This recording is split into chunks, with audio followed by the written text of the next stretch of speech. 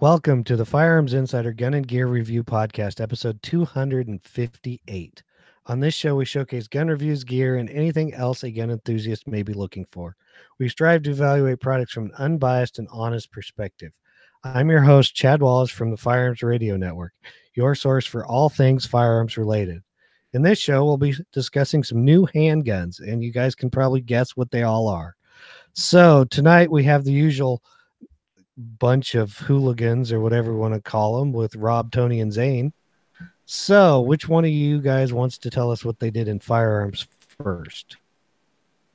Ooh, firearms was kind of a slow weekend for me. I did a scotch tasting Saturday night. I had to take a vehicle recall on Friday night, Saturday vehicle recall, and Sunday I actually took a advanced motorcycle riding class. So other than carrying, I really didn't do a whole lot in firearms over the last week. Hey, well, that's okay. It sounds like you were busy. Yeah. I've been wanting to take a more advanced motorcycle riding class for a while. I've been riding for 20 years, some odd. I've always wanted to try to upgrade my skills, so not just in firearms, but in everything I do, Yeah, I was gonna say it's almost like when we tell people just because you've been shooting for 20 years doesn't know you know what you're doing applies to more than just shooting. Yeah. Exactly. I was gonna say I just want to do 80s action movies and take my full auto and just ride a dirt bike and just shoot it at some target. There you go. Nice. Well, it's like the instructor of the class said, anybody can ride a motorcycle at 60 going down the highway, but to be able to do a U-turn at 5 miles an hour, you got to practice that.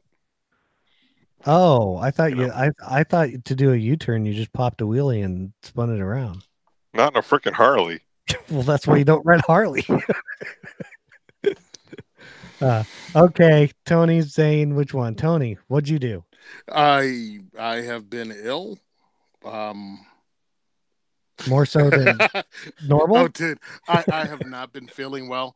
But I finally put together my dissipator and I posted pictures up, and and I got some critique on it. It doesn't look like a Vietnam era XM 177E2, and I'm like, it's inspired by XM 177E2. I live in New Jersey. There are no short barrel rifles, and there are no pistols with braces on them that are Jersey legal that can look like that. So you got to do what you got to do.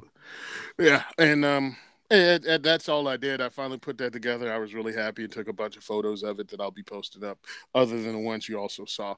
But other than that, today I'm trying to get out. If you guys follow We Like Shooting, which I'm sure you all do, guess who won the We Like Shooting challenge this time? The month of December. That's right. It's me. So I can't wait for him to send out a medium shirt for me to put on. They probably will too.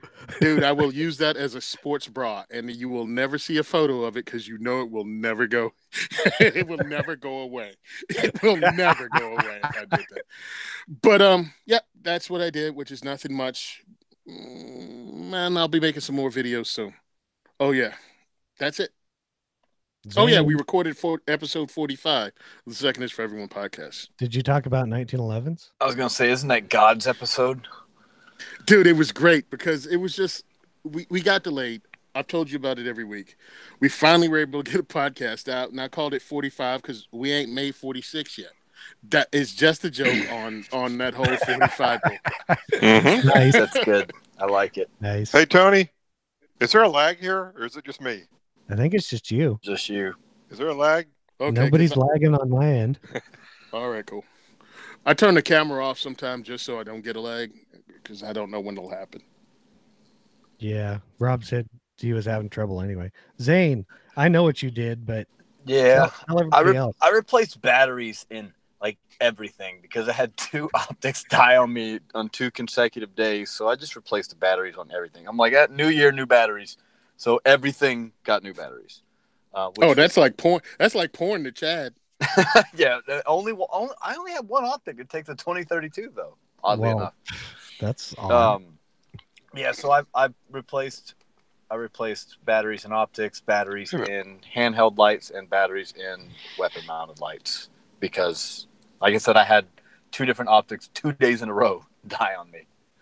So And then I also taught a G license requal certification, which in Florida, the G license is an armed security guard license, and you have to qualify once a year.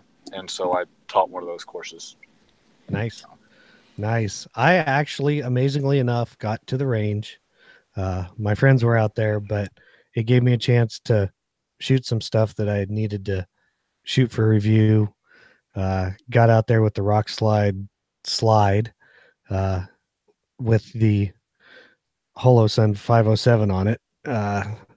Sighted that baby in. That thing shoots quite nice, actually. I was pretty impressed.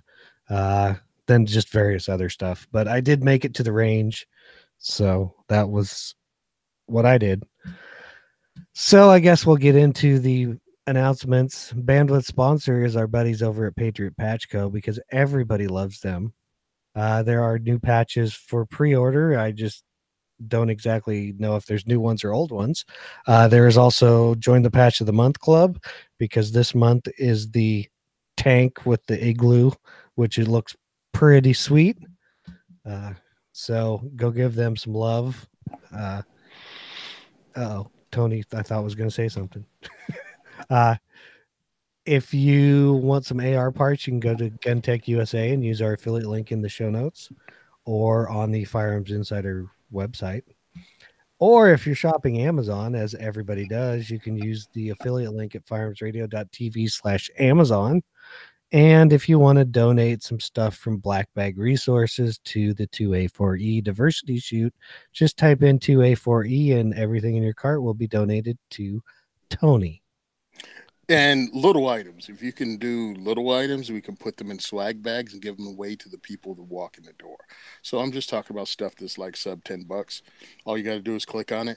You don't even have to pay shipping. Sean will give it to us. We'll give it to somebody, walk through the door, and they'll be their first impression of the event. Something from a listener they don't even know. Sweet. Nice. Rob. And the disclaimer, the views and opinions expressed in this podcast are those of the individual co-hosts and do not reflect the official policy or position of the Firearms Radio Network and or their employers. Viewer discretion is advised, and this is especially true on live shows. And now, since we're all too lazy to come up with a main topic to talk about, let's go into the product spotlight and talk about a Mossberg pistol. Yay! So first up is Mossberg's new pistol, the MC1SC. That's a mouthful.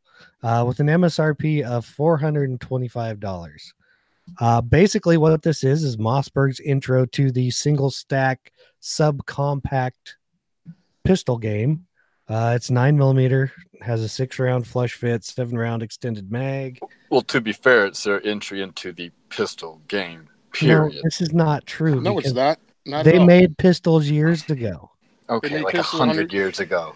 Hey, I don't care. It's Sorry, not their they still intro did it. into the pistol market. Did they make pistols or revolvers? Pistols. 100 years ago. Pistols.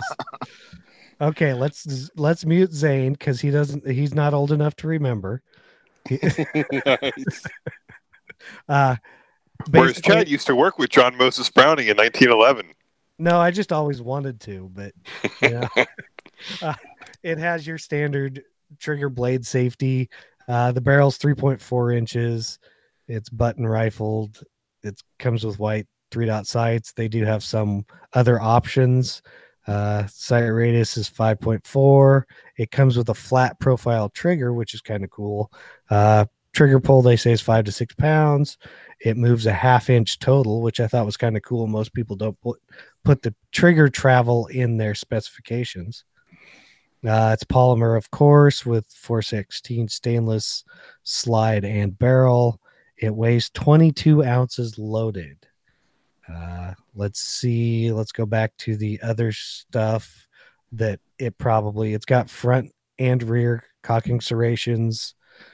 According to what I have heard, it uses, if I may not be correct, but I think it uses Glock style magazines. It uses Glock 43 mags. Yes. Yeah, it doesn't say that on Mossberg's website, but everything else I've read says it will use Glock 43 and mags.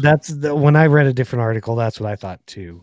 So that is a big plus because they're readily available. it's got some grip texture. It looks like your standard, like striker fired little pistol. It does not have an accessory rail of any sort.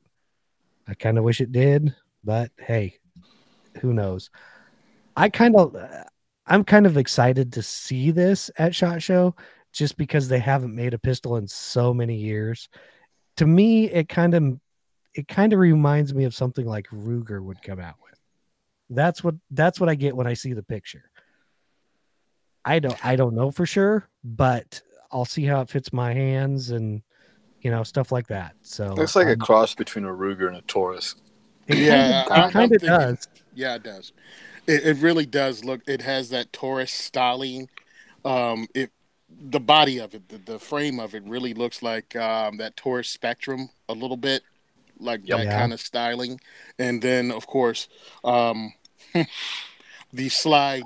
It looks like something that came from a knockoff version of Agency or any of those companies, but it has the forward side slide serrations like everybody seems to need.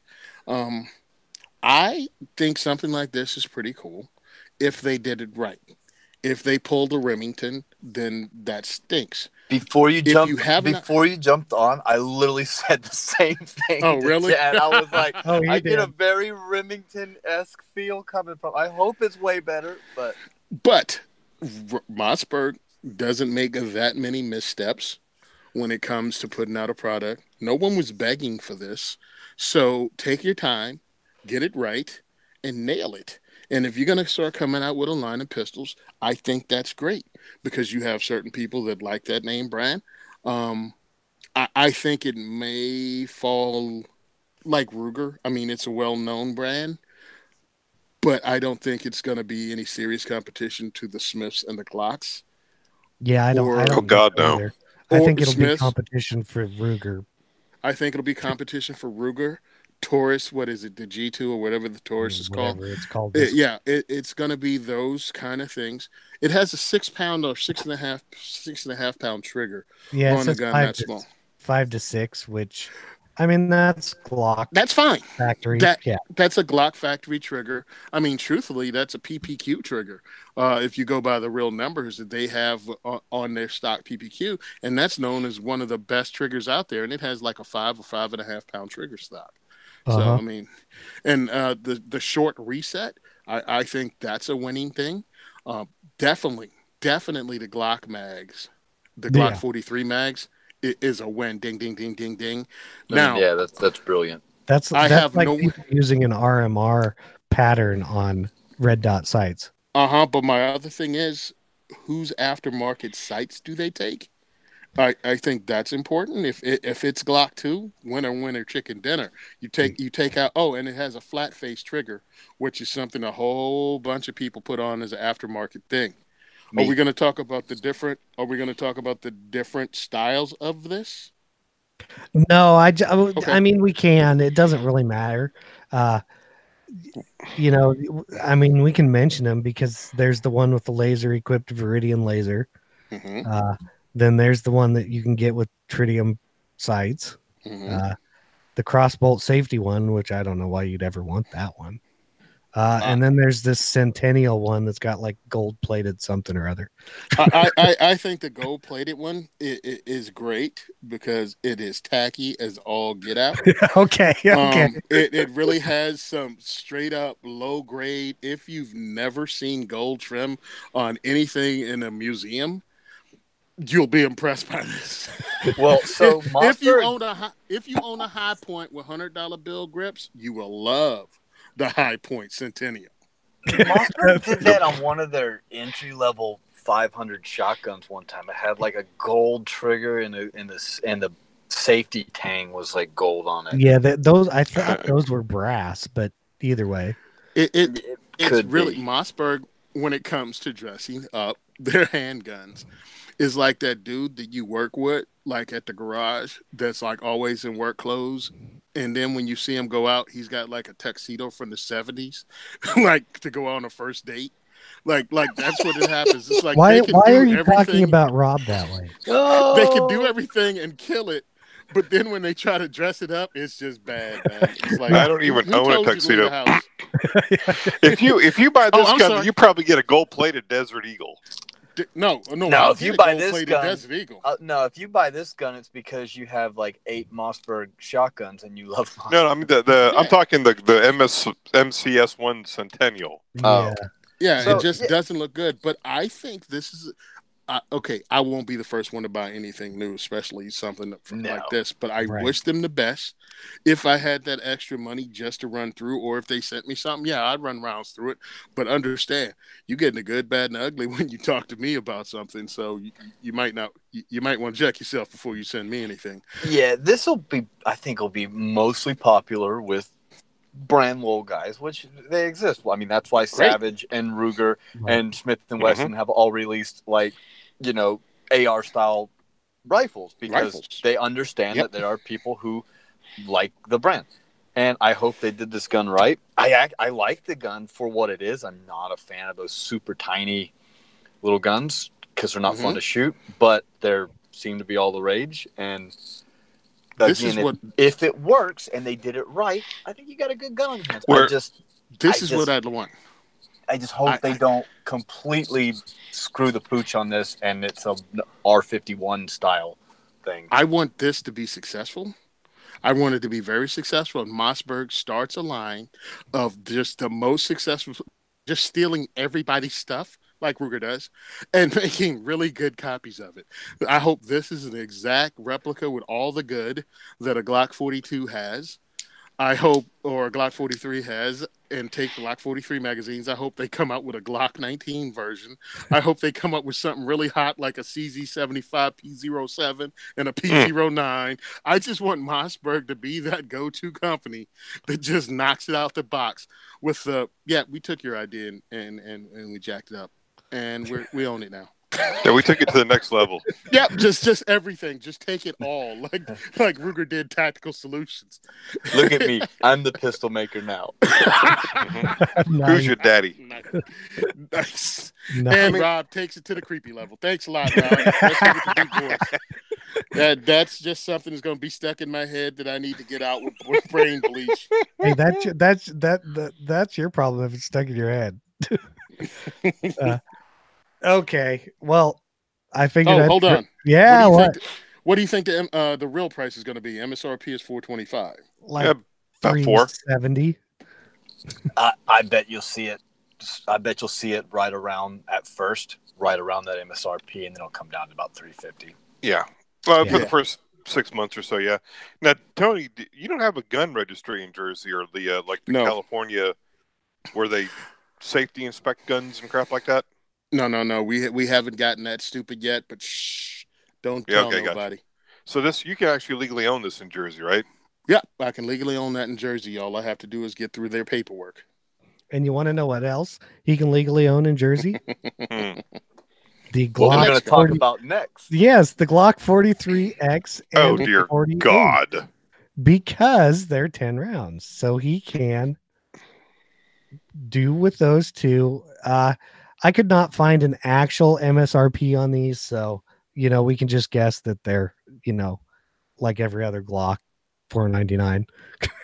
Well, I'm guessing they're going to go for what the 42s and the 43s are going for, a little cheaper. That's just a complete guess, but they're probably but like I said, I couldn't find one. So basically, they're Glock's new single double stack thin, basically carry guns, I guess. This is Glock Salt, the SIG 365, start taking away from their sales, and we're like, we best to do something. Because what they are is the 43X is 43 sized with 10 rounds in it.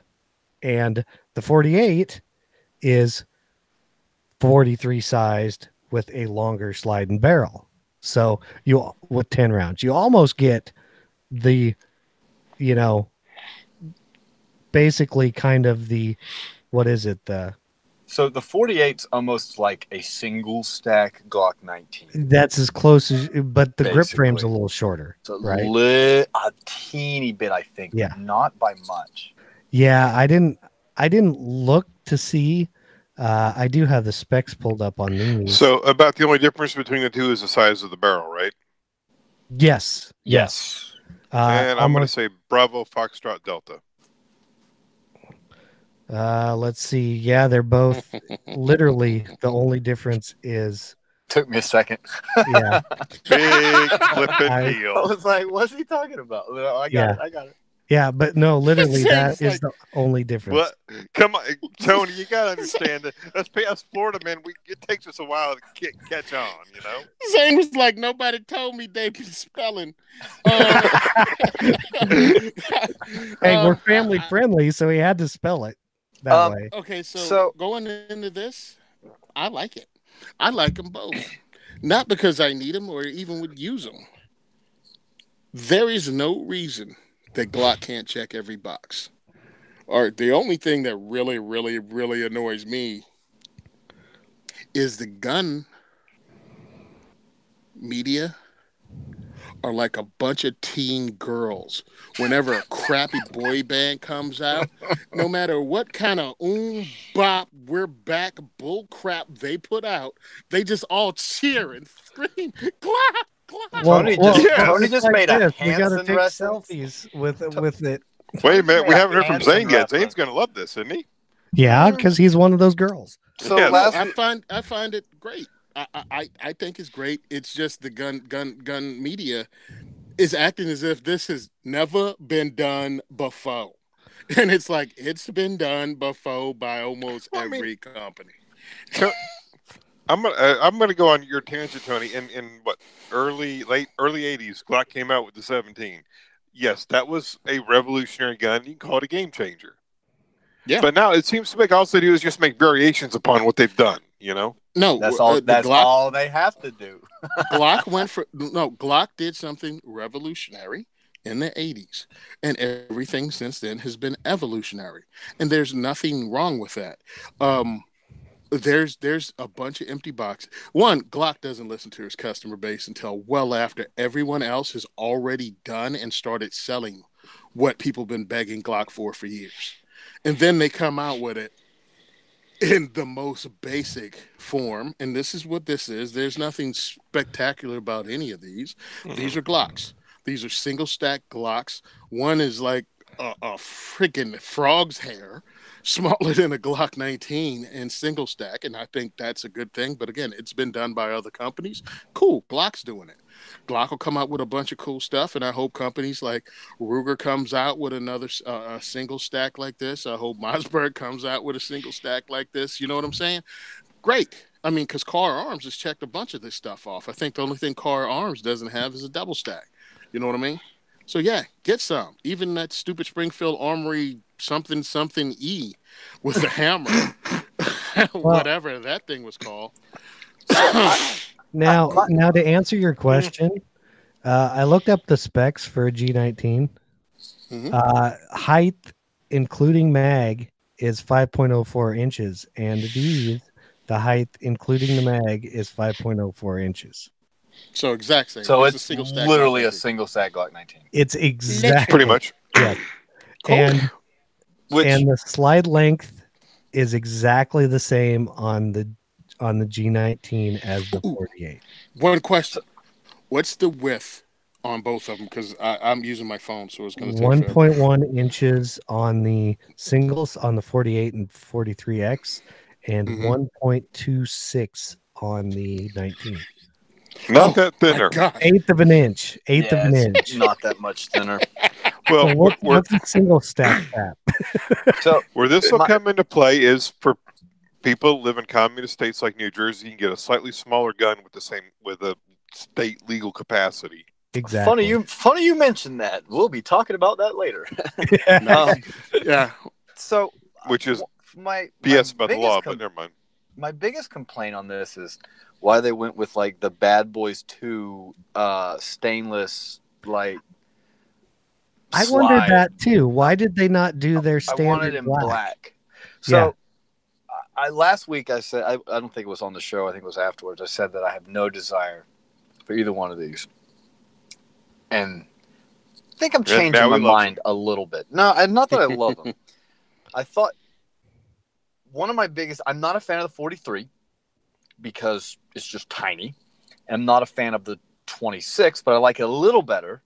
So I'm thinking about it, and the 48 could, in my mind, replace the Glock 26 for me because I got the same capacity, and it'd be a little bit easier to conceal than a 19. Not much though. So I don't know. I do like the fact they put the front cocking serrations on there.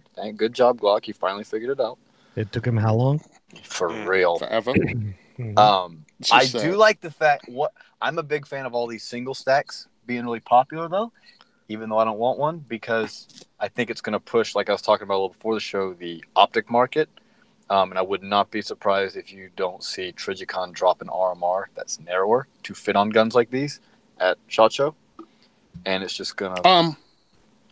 I mean, I don't know for a fact that's going to happen, but I just feel like it is. This is what I want to say about this. Why does this G48 that is like a Glock 19 that got ran over by a steamroller not have an accessory rail? It's probably too thin. It's probably too thin because the 42, 43. I don't think it is. I don't think it is. And an eighth of an inch? Because on the regular 19s or full regular size Glocks, it cuts in to get to the accessory rail. I wouldn't know. I have a Glock too. I don't know. I'm looking at one now. And it cuts in. I think they could have. It would have made it blockier on the bottom, but I think it wouldn't have made it any wider. And the best way to find this out is just to see somebody else who has a single stack and see if it has an accessory rail. I'm not aware of very many single stacks that have accessory rails. I mean, me personally, I wouldn't put a light on this because this would replace for me a deeper concealment gun. So have you seen that new Olight that's really thin and small? The 300 lumen one? Yep. The what? How many lumen? It's only 300, but it's like yeah. You know that Mantis X piece that I showed you? Mm-hmm. It's like size. That size for a light. Probably a little narrower. Well, it's pretty thick. The Mantis X is actually not that thin, you know? Right, but for a light, yeah. I don't use Olight. I like to flex on the pores. So I don't even know what that meant. I didn't either. Where these guns come in handy, and I've got the Ruger LC2, the 9mm one. I use that one. I can't carry like a inside the waistband, outside the waistband, like when I'm at the gym, and I need to have something where I can put in my pocket or something I can, do a quick, deep, like Zane said, I don't like to use the term deep concealment, but more than just a holster in your waistband. So these aren't pocket guns because they have a 19 size grip on. You're not putting this in. Tony might be able to put in his pocket, but but that's most people. I don't think most people are getting this in a pocket. I think it's good. I think it's honest. I think this is going to be popular with smaller people, honestly, that want to appendix carry, and that the 19s and the 17s and stuff. It can be difficult to hide. And I get away with it pretty good, but. I don't know. I'd like to get my hands on one and see how much that, because an eighth of an inch doesn't sound like much, right? When you say it, it's like, an eighth of an inch. But I'd like to get my hands on it and see, get a holster for it, see if it matters. I don't know. Yeah, I do too. I really do. I would much rather, I think, have the 48 over the 43X because, barrel length. Yeah, I'm the same way. Considering, in those two guns, that's the only difference. I mean, the frame size itself is the same size. Hey guys, I sent Somebody you what I was talking about in the chat. Right. I sent it to you on the text and the phones. If you guys can check that out. Yeah. The light was talking about. I like the thinness. Yeah, it doesn't necessarily have to have a light at all. I want to check it out. Of course, I carried a 1911 concealed, so I'm not really worried about a flat Glock 19. Come on, but a 1911 is only like an inch wide maximum. But that's a single stack. Yeah, yeah, and it's a single stack, but it's got 45 because they didn't make a 46 yet. God's caliber. God's caliber. But The thinness helps with a lot. Some people maybe. I don't think it's that much thinner, but if it does, awesome. But in a state like Jersey, where you only have 10 rounds now, hey, dude, what difference does it make between a Glock 19 and this? Unless you carry out of state. And yeah, then so that's kind of my thought. Like, if there's no point, where do you keep your 15-round magazines if you live in Jersey for when you go out of state, or do you just buy new 15-round magazines at Cabela's once you cross the border? We've got some. A listener has submitted what you should do with your high capacity magazines. Yeah, and we'll get to that later. And I love it. I absolutely love it. That was hilarious. Okay, but so the last thing I'll say about this is, I cannot confirm this to be true, but I was reading in some of the forums, and apparently they tell me, you know who they are, that you can put this, apparently this 48 slide is going to be compatible backwards. So for all the people who want the opposite because they did it backwards on the 43X, I've been reading them, might be a thing. I don't know, again, how true that is. Could just be people that are stupid on the internet, but yeah, who knows? Yeah, it's the same people that think we're going to trade bump stocks for reciprocity. Yeah, probably right. Probably. So, of course, because we have two tiny pistols, we needed something to offset them. So, Walther has come out with their Q5 steel frame match pistol. They also came out with the steel frame match Pro. They're pretty much similar, but with an MSRP of $1,499. Wow. What? Yeah, you heard me. What was it? $1,499. $1,500. You got it. Now, and I think Tony found one for like $1,399. What it is of course their Q5 match, but with a steel frame slide. It's a match pistol with, basically, because of the steel, you get a heavy pistol, less recoil, etc., etc. It does have a 5-inch barrel.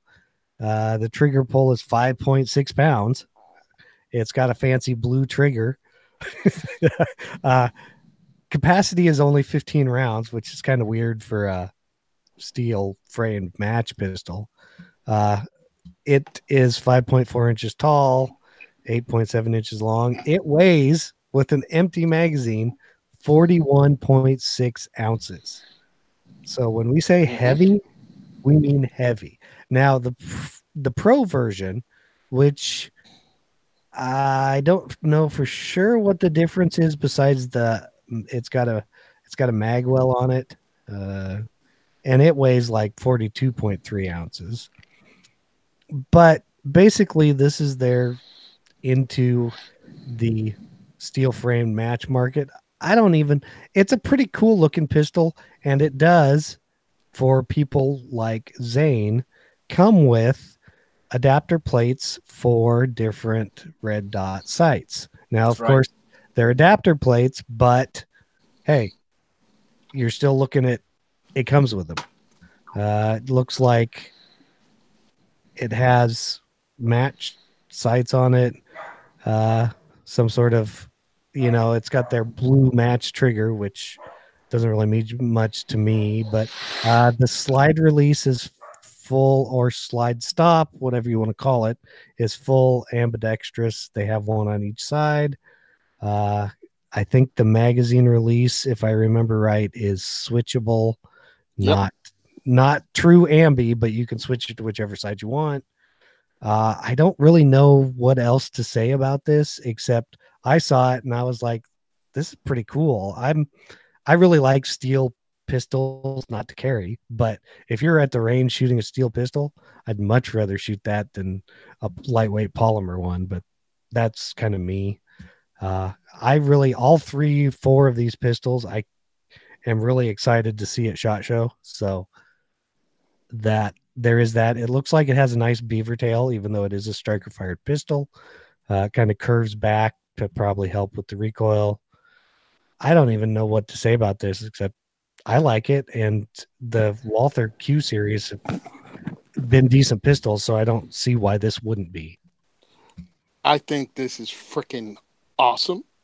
It's a slide stop, by the way. I just downloaded their manual and I was reading it. Okay. The price tag of $13.99 is where I found it. Is MSRP is $14.99. That's a good price for a totally ready to go race gun. Pretty much, that's lower than almost everybody to get in there to go to the dang match right off the bat. I don't know how much one, Springfield doesn't make one, so all metal match gun ready to go. Who we talking about here? In that price CZ. range? CZ is the only one that makes their Shadow 2. And the Shadow 2 here is like $1,800. The EA witnesses their match pistol, whatever it's called. Isn't that just a CZ75? No, that's a CZ75, but it's not. But EA it is. Yeah, is the Tank Fagler is, but it's not. But I'm telling you, this price is right on point. I think you're getting a lot of gun for the money compared to almost anybody else, especially when you know you're dealing with Walther. So you're not going to have machine marks, you're not going to have BS, you're not going to have a garbage gun. They already have the track record with the Striker Fire PPQ, and you know it's gonna freaking rock. Hey, dude, it's heavy. I mean, it's heavier than 1911 heavy, and the difference between the Pro and the match is the Pro has a 17 round mag, and the match has a 15. That's the difference. And to my constant dismay, Walter, fix your website. You have Q5. You have Q5 Match SF accessories, and it's a broken link on your freaking page and your freaking Walther. Seriously, and that's sad. And really, put some more work in. And if you're gonna make videos, put words in it so I know what the heck I'm looking at. What I was gonna tell you, Tony, was I looked up the CZ Shadow 2 match pistol. It's $12.99 and it weighs 46.5 ounces. Well, I'm just going by the one I actually saw. Excuse me, I'm sorry. When I checked out the range near me, everything has a Jersey tax in it. I mean, the gun store near me, everything has a Jersey tax, and they want like $1,700. Wow, the MSRP is what? $12.99. They asking $1,700 in Jersey. Now you see why I hate this place. Yeah, I really want to cleanse it with fire.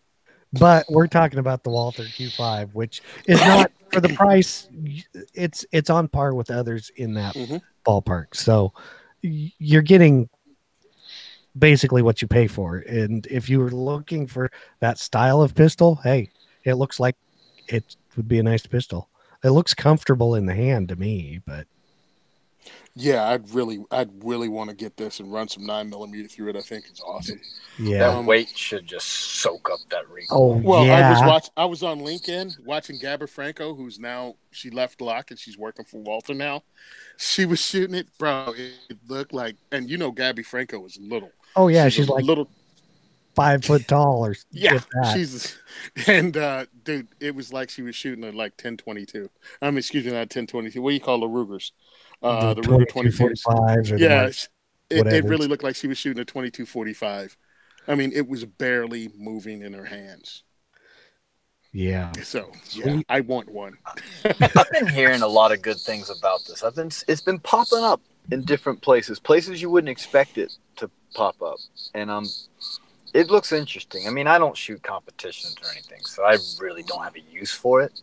But I think that it looks cool, and again, as long as they do it right, and I'm sure they did, but that's the problem with a lot of times when you try to put a metal frame on what's supposed to be a polymer gun, bad things happen. So I'm assuming since Walther's doing it, they're doing it right. But I've seen like aftermarket companies try to do that with Glock, and it did not work out very well. Okay, to be fair, not one of the aftermarket companies has a track record Walther has. True. And that's what I'm saying.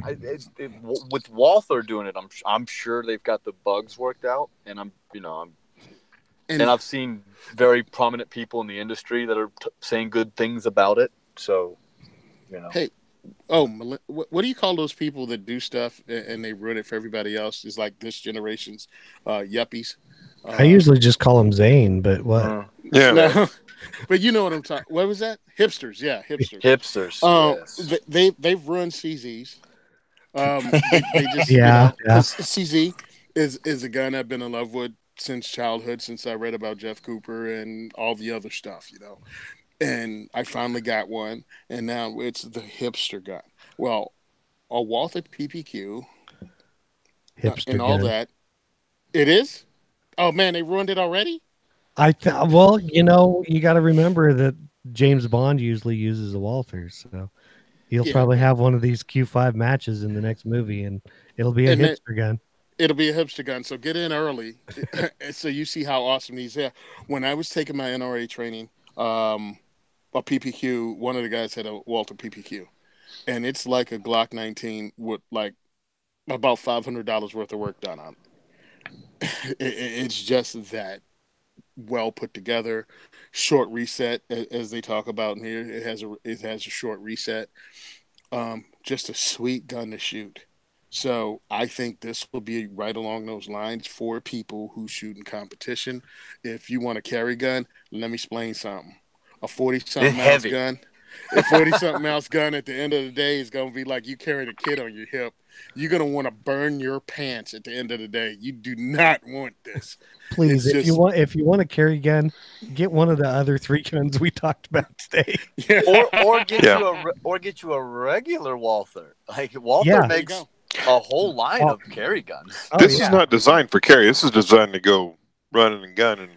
Yeah, but some people, they have to, and I'm like, yo, bro, this ain't the one you want to play with that.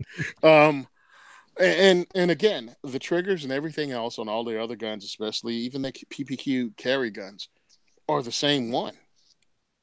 You know what I mean? This one just happens to be blue, but it's the same one, man. Walter makes great stuff. I'm glad for once, at least in my opinion, I like everything we had today. I have nothing. I'm not flinging poo at anybody this week. Yeah, that's only because the gun mitten wasn't brought to our attention any sooner. Ooh. Oh, that was going to be a full-blown poop tornado. I mean, sometimes I add stuff in like that terrible magnet holster. But, I think I'm just going to leave out the mitten.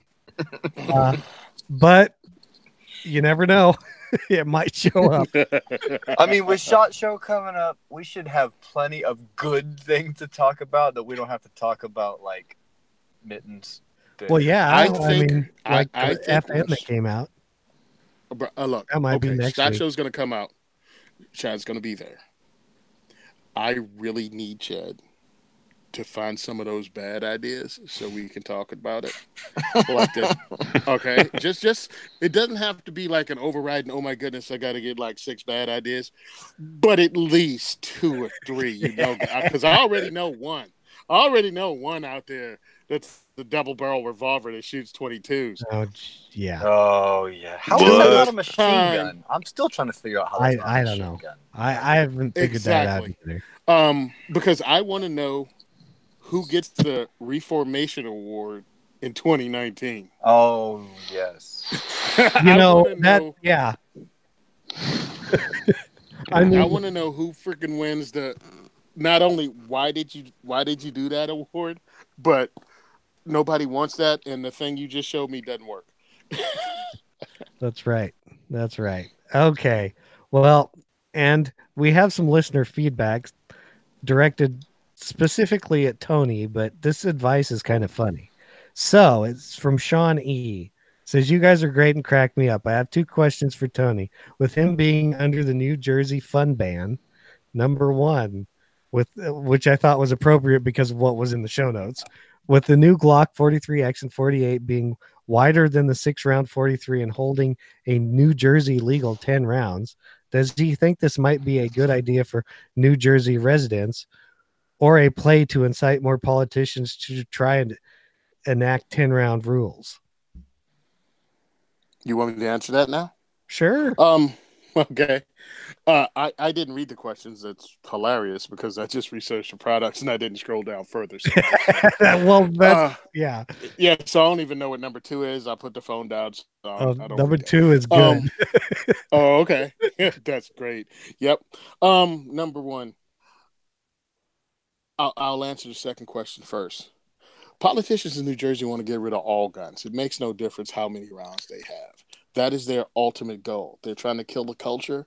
So yeah, they know guns have less than that. They almost everybody heard of the term revolver. Their goal is to just make it difficult for you to get anything. So no, it makes no difference how many rounds. It's not going to instigate them into doing anything else. Yes, I think it's a great idea for Jerseyans because we have no option right now. Hopefully, Third Circuit overturns it, and we're back to. Hopefully, they shut it all down and just say magazine bans are unconstitutional, and we can get whatever the heck we want. But we shall see. But I find nothing wrong with a 10-round magazine if I'm forced to use it. But I still think it's actually. Hold on. I excuse me. In a thin single stack carry gun, 10 rounds is okay. That's all. No, I think I should have unlimited. I should be able to own a belt fed. I should have as many bullets in a magazine as I can afford to pay for the magazine that works reliable and the manufacturer bills. Yeah, but I think these 10 rounds that we had today look pretty cool, but I don't think I should ever be forced to only have 10 rounds. I think kind of what he was getting at also is, do you think in other states are going to be like, oh, well, there's all these 10-round guns coming out. Yes. Maybe we should follow Jersey's lead. No, it's not going to be because 10 rounds are coming out. And I agree with you. It's just because they want to take the guns from us, no matter what. Yeah, but I think other states will be motivated by a 10-round magazine limitation passing in Jersey and the politicians that pass it not paying for it by not getting reelected. If they can pass it and still get reelected, yes, it's going to motivate other states. That's why we often tell people what happens in Jersey does not stay in Jersey. It goes across the country. So if one of your politicians put forth a 10-round magazine ban, make sure you vote against that douche pickle. Well, what you could do instead of just voting against him is part 2. Oh, what? Yes. Oh, no, I really there's part 2. It says, now, it says, does he think, which means you, Tony, do you think it would help New Jersey if people from outside the state mailed a PMAG to each state representative and the governor, and then a few days later had them apprehended as felons for possession of a large capacity magazine? Would it shake up the government ranks, or would they just ignore it and throw the PMAGs? No, you know what they do is they probably arrest you for illegally sending a magazine or some crap like that. I don't know where it came from. It came from, it came from, I don't know. I like Washington, D.C. What's the White House address? Yeah, right. 1600 Pennsylvania. 1400. Uh-huh. Yeah, 1600 Pennsylvania Avenue. Just put 1400. I think that's the Smithsonian. No, just no, it wouldn't work because nothing ever happens to these scumbags without an FBI investigation that goes on years, and you just stone cold catch them just selling stuff. So no, but I like the way you think. Now, I like it. I think it's if in every one of those magazines you could sprinkle a little bit of crack of heroin and then call the police on every single one of them. Okay, it's kind of hard to put that one away. Now, we do not condone anything that any of the hosts or co-hosts say in this podcast. What show was it where they sprinkle a little crack on everybody? Sprinkle a little crack on them. Was that a Dave Chappelle skit? Or is it a Chris Rock skit? Yeah. Man. Chris Rock. Yes, and I'm joking. Of course, do not mail narcotics to our representatives unless you want to, and that's all on you, dog. Unless you want to go to jail. That's right. For busting it's not gonna work out trafficking laws. It's not going to work out like you think. No. So now that we're done with that, Tony, that was funny, man. It's your turn now again, so to speak. Second is for Everyone Diversity Shoots will be starting soon. I will be talking about it on the Second is for Everyone podcast. I will be talking about it here and anywhere else that I can get people to listen to me. We haven't set up the schedule yet because we're trying something big and different this year, and I have to find a date for it. But it's going to be pretty much like a mega 2A get together. We just have to coordinate dates with some big cheeses because I want to try that this year, and we'll see how it works out. So, anyway, thanks a lot, all you guys. You can still help us out by donating because really we need funds because I'd like to pull a Maj Toure and say, hey, dudes, if you guys could like send me at least $100 a week because what we have coming up is the Great American Outdoor Show. And I'm going to be there begging companies again. And I really need hotel money. I really need hotel money because I ain't sleeping in the back of the sex machine, aka the Volvo station wagon. I really don't want to do that, mainly because Game and Wildlife will think a bear got in somebody's car. I don't need, I don't need that. And also, we got NRA coming up. Those are the two big things that I'm going to try to talk to industry people and try to get us swag, T-shirts, that kind of stuff. Join our Patreon, a second for everyone, Diversity Shoot podcast or whatever you want to call it on Patreon. We got a rifle we just built that's complete. That's going to be for $10 and up. Somebody's going to just win that as a giveaway. It's not a raffle. It's just we're going to find one fan and give it to them, but we have to have those people. We got the knife giveaway coming soon because we finally got those back, and we're going to announce that. We got to have really cool stuff this year on a Patreon account that will require FFLs. There's going to be giveaways, guys. So $10 and above if you want to get in on an FFL giveaway. If you want to get in on a knife giveaway, it's $5. And we're going to have multiple knives, and we're going to have multiple stuff that you need to go to your FFL to get. That's what's happening on Patreon. You want to donate to our GoFundMe. Second is for everyone. It's still out there. And you ever want to do the PayPal, I think it's like Simon Says Training is my PayPal account. So help us out any way you can. We really need it because we're growing this year. And I'm going to need the funds to get from point A to point B. As always, I appreciate you guys even listening to me. I appreciate every one of you guys that send me a message on Instagram or Facebook or even that crappy NRAILA app that I think there's 57 people on it countrywide. Hey, thanks to all you guys. I really appreciate it. Yeah, anytime, Tony. Anytime. Send questions, comments, or feedback to gungearreview@gmail.com. Remember to subscribe and leave us an iTunes review. Check out all the other shows on the Firearms Radio Network at firearmsradio.tv. Be sure to visit the Firearms Insider for reviews and industry coverage. Check us out on Facebook and Instagram at Firearms Insider. Thank you for listening to the largest pound-for-pound podcast on the network, and we are out. Bye, Felicia.